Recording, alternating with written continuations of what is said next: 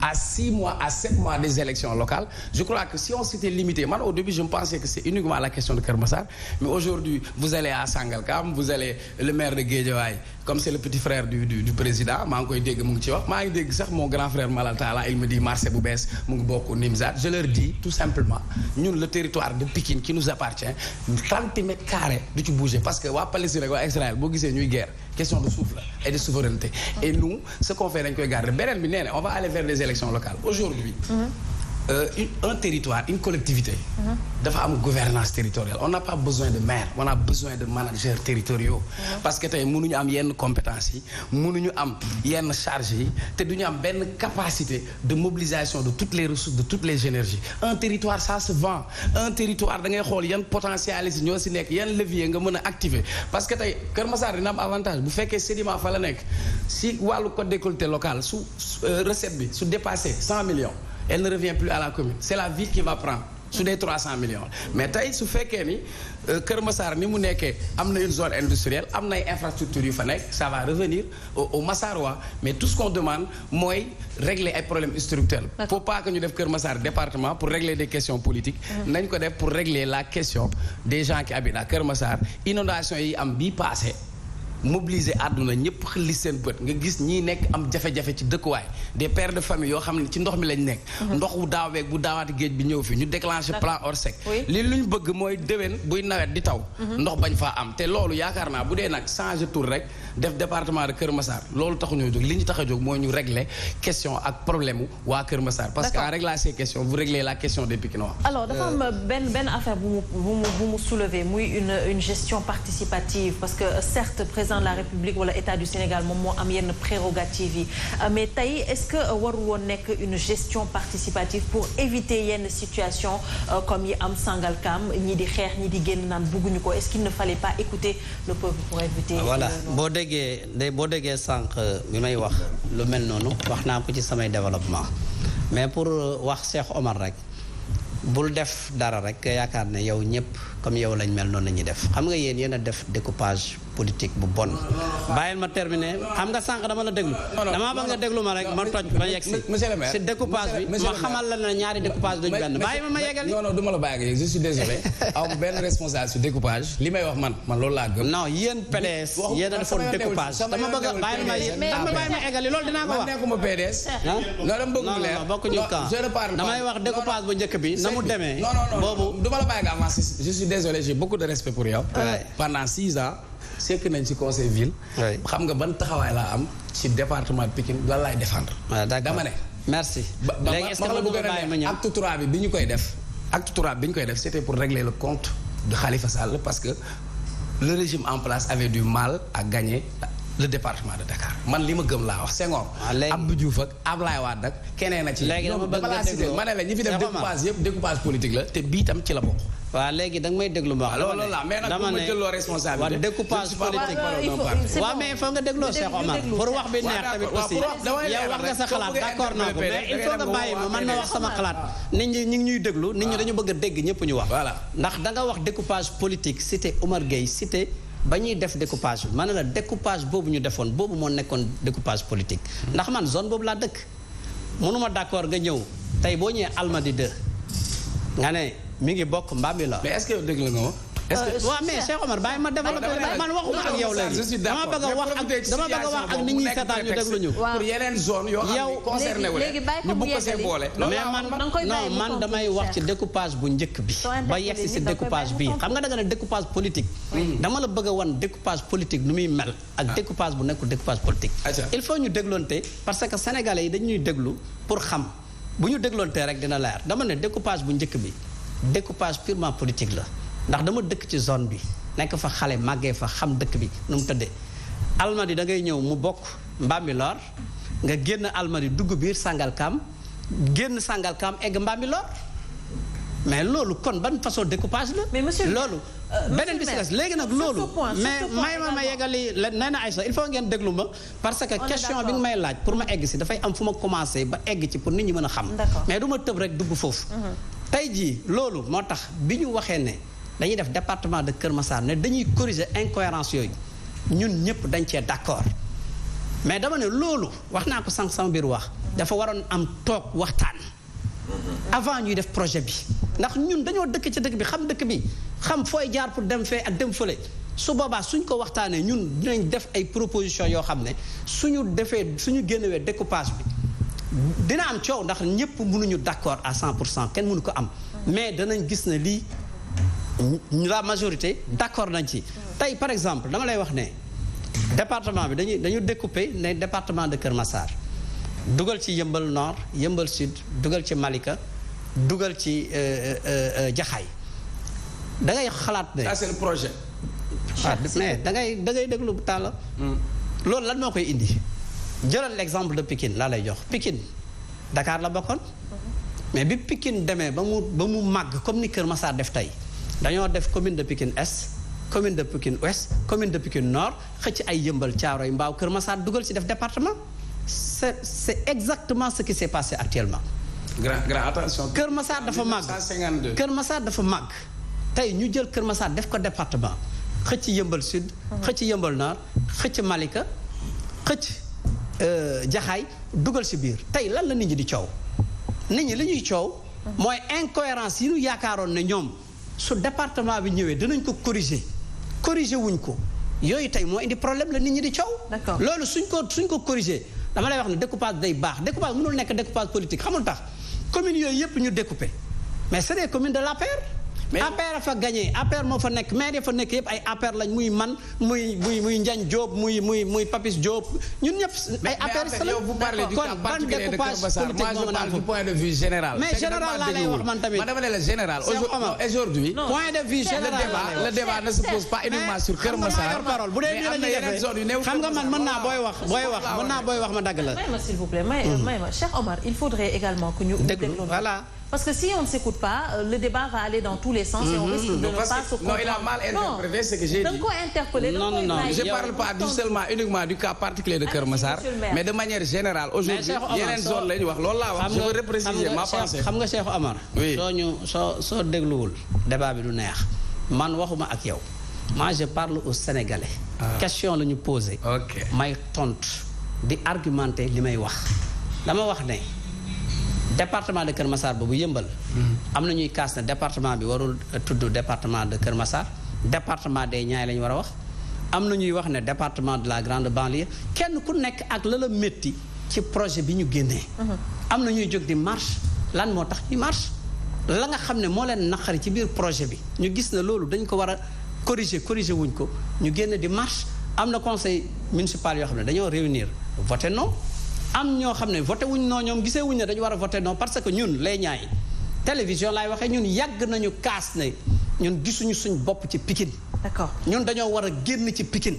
kon tey suñu génnewee ci Pikine dañoo war a wax oui suñu wax pour mu am pour cohérence am. dañoo war a wax oui mais ci biir oui boobu nag ñun am nañ waa Niayes ñun lu ñu bëgg suñuy proposition yoo xam ne xalaat nañ ne suñu ko état defalee compétitivité boobu ngay wax ak lépp danañ ko am. d'accord loolu la ñu wax Omar Faye ñu ngi wax suñu déggee tout à l'heure le ministre Omar Gueye wax ne que en fait suñu yor waxu découpage bi tey c'était un peu pour corriger les erreurs du passé on se rappelle tous li xewoon 2011 alors la question bi ñuy posé foofu mooy pourquoi attendre autant de temps pourquoi maintenant parce que 2012 bi ñuy wax waxu acte 3 de la décentralisation processus boobu mënoon nañu ko enclencher pourquoi instant bi actuellement.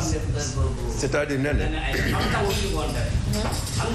lu tey ay élection rek toog un an rek daal di def découpage daal di yóbbuwaat ñëpp ay délégation spéciale mënuñu ko il faut ñu xaar ba mandat maire yi jeex ñu def ko moment bi moo gën a baax pour def ko moment bi moo gën a baax il faut ñu bàyyi ba nit ñi seen mandat jeex ñu def ko sinon kon heure bi commune yi amuñu ay maire kon heure bi commune yi dañuy dox sans am ay maire loolu mënul nekk oui bien sûr heure bi c'est le moment noonu ngeen defoon bi ngeen nekkee au pouvoir di def seen découpage boobu le parti démocratique sénégalais moom ñoom laay wax c'est pas vous. alors découpage boobu ñoo ko defoon depuis ni ñu ko defee dara baaxu si ñun loolu lañ bëgg ñu dindi ko tey coow yi am ci découpage bi mooy coow yi nga xam ne moom moo nekkoon moom yi ngeen defoon. Pikine moom na ko bàyyi Pikine Nord ak Djiddah Thiaroye Kaw n'y touche pas. Omar Faye. Vous avez parlé de gestion d'approche participative.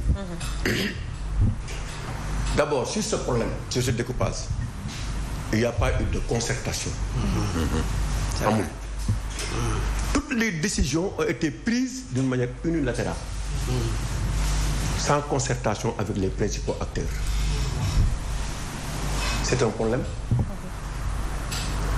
Le ministre Omar Gueye a beaucoup plus écouté Aliou Sall que les autres maires. C'est-à-dire? moom la ak Aliou Sall Omar Gueye ñoo gën a indi problème yi nga gis yëpp. nañ ko indee. c'est lui le président. oui. des maires du Sénégal. pourquoi Aliou Sall. ñoom la parce que c'est politique. et toutes les mesures de décision décentralisation acte 3 décentralisation bi muy ñëw c'était politique professeur. même du temps du parti socialiste de 96 jusqu'à nos jours c'est politique. Il y avait des rivalités dans les différents au niveau du parti socialiste. Il fallait maintenant arrondir les angles. Il fallait maintenant que nous gérer la clientèle politique, nous découper Dakar, découper partout. C'est pourquoi en son temps il y avait ce qu'on appelle un découpage politique et un découpage administratif. Am na ñu xamante ne dañ leen découper politiquement et administrativement. C'est-à-dire je te prends un exemple benn exemple bu ndaw à Rufisque. C'est-à-dire à Rufisque il y a eu 3 arrondissements. Marché central bi nga gis.